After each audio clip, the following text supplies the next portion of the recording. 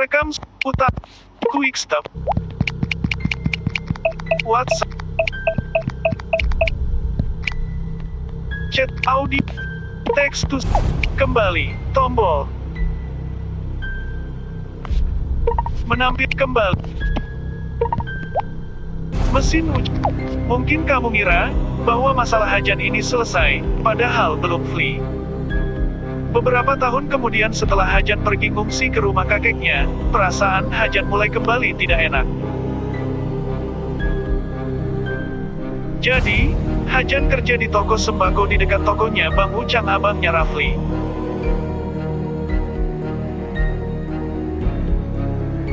Sampai suatu ketika, ada pesaing yang membeli salah satu sembako di tokonya Hajan, namun setelah beli orang itu memesan sembako dengan cara memaksa. Jan, pokoknya aku pesan sembakonya sekarang, nanti harus sampai ke rumah saya nanti sore, pokoknya harus sampai. Ya nggak bisa gitu dong Ri, sabar dulu kenapa? Ya sudah terserah kamu Jan. Jadi, Harry ini adalah sama jualan sembako, tapi bedanya dia kerjanya di lokasi yang agak jauh dari toko sembakonya Hajan. Sore harinya, Hajan pulang dengan perasaan kesel, karena Harry tidak biasanya seperti itu. Sesampainya di rumah, Hajan disambut oleh Bu Mega, ibunya Hajan. Jan, kamu kenapa kok kesel begitu? Itu loh Bu, tadi Harry temanku datang ke tokoku, dia memesan sembako dengan cara maksa, aku tolaklah. Oh gitu? Iya Bu, malam harinya, Harry datang ke rumahnya Hajan, dia menanam sesuatu di samping rumahnya Hajan, dengan kata lain, dia ingin nyatet si Hajan. Besok paginya, badan Hajan terasa panas. Melihat itu, Bu Mega dan Pak Hatta panik melihat kondisi anaknya itu, lalu Hajan dibawa ke rumah sakit. Ketika dokter mengecek dan memeriksa Hajan, anehnya tidak ada penyakitnya, berarti benarkan Fli, kalau Hajan kena santet. Di luar, Paijem, si penjaga pos di rumahnya Hajan, dia melihat bahwa ada sosok pakai kebaya merah lagi ngeliatin Paijem dengan senyuman mengerikan. Melihat itu, Paijem teriak, Pak Hatta, ada sosok kebaya merah di rumah Bapak. Astagfirullah Jem, kok bisa? Ya, tadi dia datang ke rumah Bapak. Di sisi lain, Hajan yang masih belum ada perubahan, mencoba untuk menghubungi Siru, teman lamanya. Ru, maaf kalau ngerepotin lagi, Ru, masalahku terulang lagi. Masalah apa Jan? Ru, ada pesaing di toko sembakoku, dia ingin menyantetnya.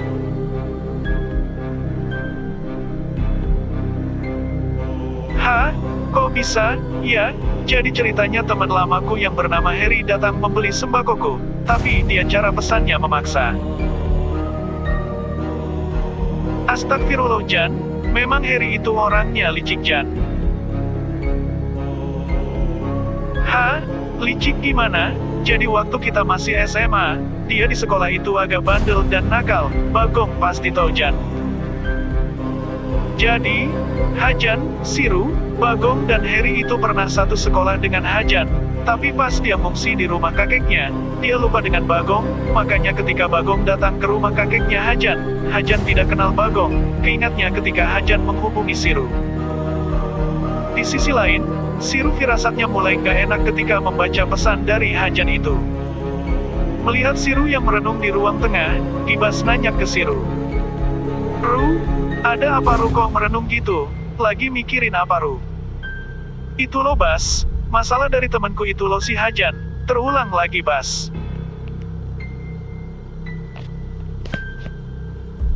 Hah? Masalah apa Ru? Jadi, Hajan setelah ngungsi di rumah kakeknya beberapa tahun, terornya kembali menghantuinya. Oh, Hajan yang pernah kamu ceritakan itu kan? Iya Bas, dia kembali diteror lagi. Selesai obrolan itu, Bagong datang membawa informasi ke Siru dan Gibas. bahwa anak buahnya Hajan namanya Ucup, habis tertabrak mobilnya Harry. Astagfirullah Gong, kamu dapat info dari mana? Kuik yang mengasih kabar ke aku Ru. Terus, Ucup yang nolong siapa? Litik yang menolongnya. Sekarang Ucup dibawa ke rumah sakit untuk dicek keadaannya. Mendengar informasi dari Bagong, wah jantung mereka berdegup kencang, karena kaget mendengarnya. Tak lama kemudian, Kuik dan Litik datang ke rumahnya si Ru boncengan. Assalamualaikum. Waalaikumsalam Wik, masuk-masuk, ada info apa lagi Wik, kok sampai datang?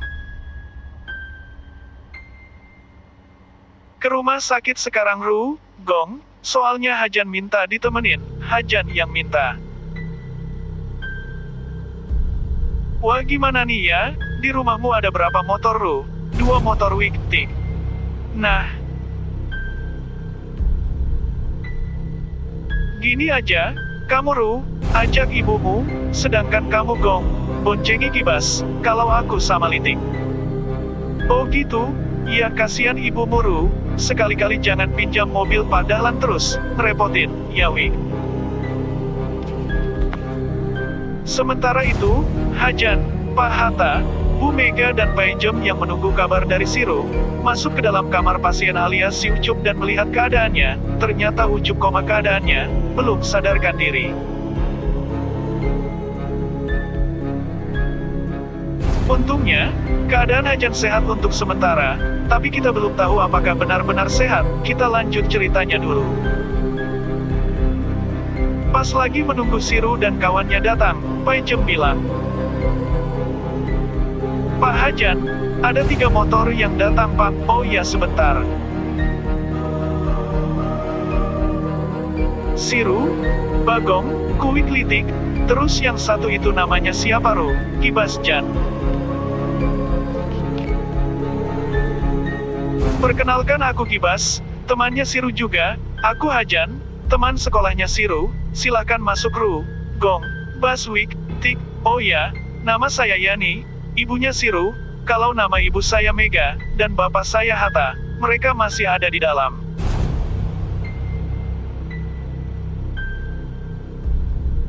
Jadi ceritanya gimana Jan, kok Ucup bisa tertabrak mobilnya Harry? Jadi gini, pas Ucup keluar dari toko, kan ambil motor terus jalan.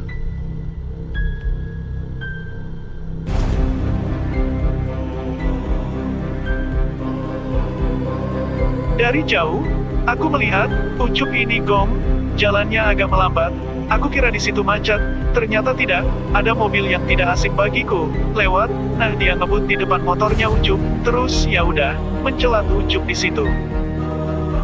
Astagfirullah Jan, makanya aku kabari kalian semua. Terus kamu kapan Jan kok bisa punya kontaknya Kuik dan Litik?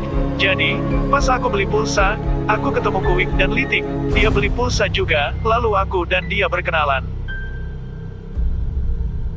Oh, jadi kamu ketemu Kuik dan Litik Jan, iya Ru. Kamu tahu Jan, Jordi, preman terkenal itu. Oh tahu, dia sempat datang ke toko sembakoku dan minta uang setoran. Untungnya aku masih ada sisa, jadi bisa ku berikan uangnya.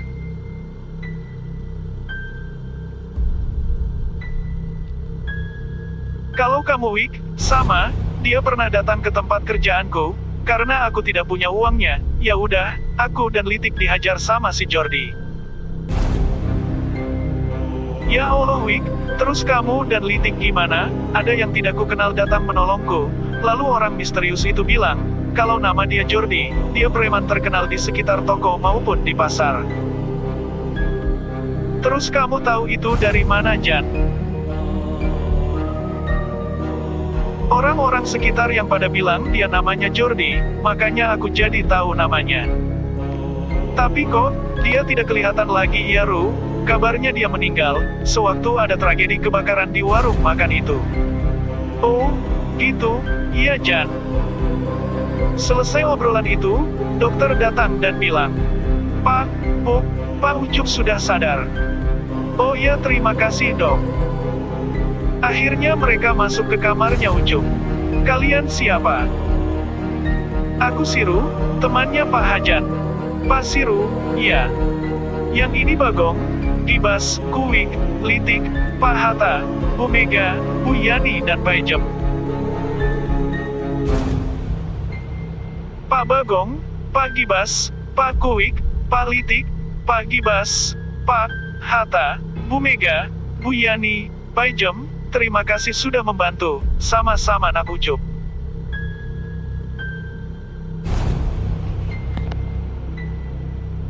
Jadi kalau kamu nanya Fli, siapa itu Pak Jem? Pak Jem ini si penjaga pos di rumahnya Hajan. Umurnya di bawahnya Gibas, paling sekitar 24 tahunan, begitu. Beberapa jam kemudian, Ucup sudah dibolehin buat pulang. Singkat cerita, mereka semua pulang ke rumah masing-masing, kecuali mereka berlima Siru, Bagong, Gibas, Kuwik, dan Litik. Mereka memutuskan untuk ke rumah Hajan, karena ingin melihat makhluk yang meneror Hajan dan ingin melawannya. Sementara itu, Pak Jem disuruh Siru untuk pulang dulu. Biar tenang, kata si Siru.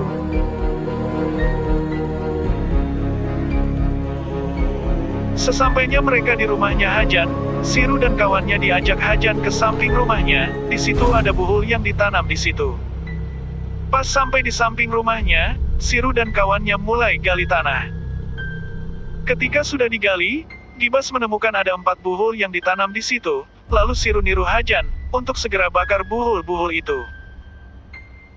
Ketika dibakar, kedengeran ada suara teriakan yang benar-benar menggema di sekitar samping rumahnya Hajan. Setelah semuanya kebakar, keadaan kembali tenang. Setelah selesai, Siru dan kawannya berpamitan kepada Hajan dan kedua orang tuanya, dan tak lupa Hajan mengucapkan terima kasih kepada Siru dan kawannya karena sudah membantu menyelesaikan masalahnya. 2 hari kemudian, Siru dapat kabar dari Hajan, kalau Harry meninggal karena diserang oleh santetnya sendiri. Membaca pesan itu, Siru langsung mengasih tahu ke semua orang rumah. Singkat cerita, sesampainya mereka di rumahnya Harry, sudah banyak warga yang sudah pada ngelayan di situ. Ada Hajan yang paling utama, terus Kuwik, Litik, Pak Jem, dan warga sekitar. Selesai memandikan jenazahnya Harry dan mengafaninya, tiba saatnya dimakamkan jenazahnya Harry. Setelah itu, Siru dan beberapa warga mengucapkan belasungkawa kepada orang tuanya Harry, lalu pulang ke rumahnya masing-masing. Berakhirlah ceritanya Hajan Prasetyo yang kedua ini, ketika Sirba dan kawannya membantu menyelesaikan masalahnya Hajan.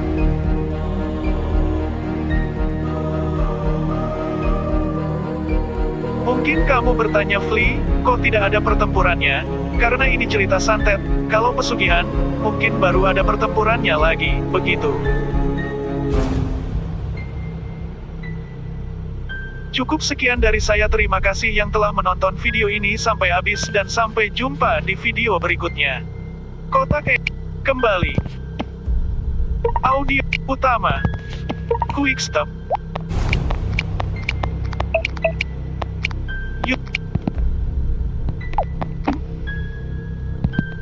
Perekam